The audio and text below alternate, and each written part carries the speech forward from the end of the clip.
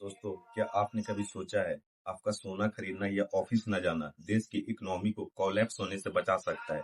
मई 2026 में भारत के लिए ये महीना सिर्फ एक कैलेंडर चेंज नहीं, एक बड़ा इकोनॉमिक टर्निंग पॉइंट बन चुका है। एक तरफ वेस्ट एशिया में युद्ध के बादल छाए हुए हैं और दूसरी तरफ पीएम मोदी ने नेशन फर्स्ट का नारा। अगर खाने के तेल में खाने का तेल का जो उपयोग करता है, अगर वो कुछ कमी करे, मैंने बार बार कहा है 10% कम करो। अगर हम तेल खाना कम करें ना, तो भी वो देशभक्ति का बहुत बड़ा काम है। इससे देश के खजाने का स्वास्थ्य भी सुधरेगा और परिवार के हर सदस्य का स्वास्थ्य भी अच्छा रहेगा।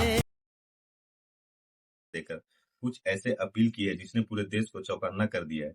खासकर दो बातें, stop buying gold and second है वर्क फ्रॉम होम। लेकिन इसके पीछे का असली माइक्रो इकोनॉमिक्स प्लान क्या है, आज ये वीडियो में हम इसका डीप एनालिसिस करेंगे। सबसे पहले समझते हैं ट्रिगर क्या है। ईरान, इजराइल और अमेरिका के बीच टेंशन ने ग्लोबल एनर्जी मार्केट को हिलाकर रख दिया है।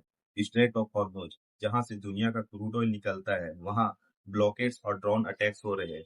अब प्रॉब्लम देखिए, इंडिया अपनी ऑयल जरूरत का 85 से 90% इंपोर्ट करता है।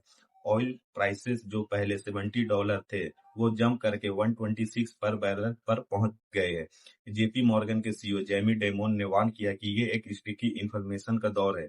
जब तेल महंगा होता है तो हर चीज महंगी होती है।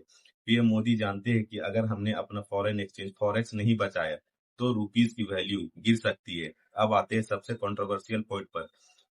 पीएम मोदी ने हैदराबाद की रैली में कहा, कोई भी फंक्शन हो, हम सोने के गहने नहीं खरीदेंगे, सोना नहीं खरीदेंगे। माइक्रो लेवल पर सोना इंपोर्ट करने के लिए भारत को डॉलर में पेमेंट करनी पड़ती है।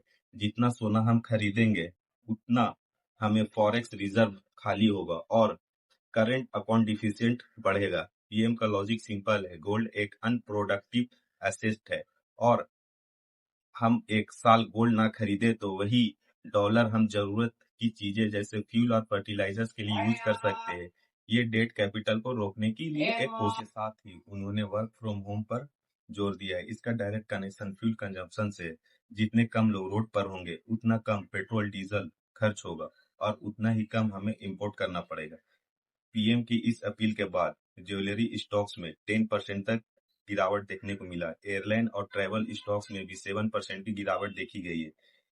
इन्वेस्टर कॉशियस है, लेकिन इकोनॉमी के पर्सपेक्टिव से ये एक कैलकुलेटेड सेक्रीफाइस है। दोस्तों, पीएम मोदी ने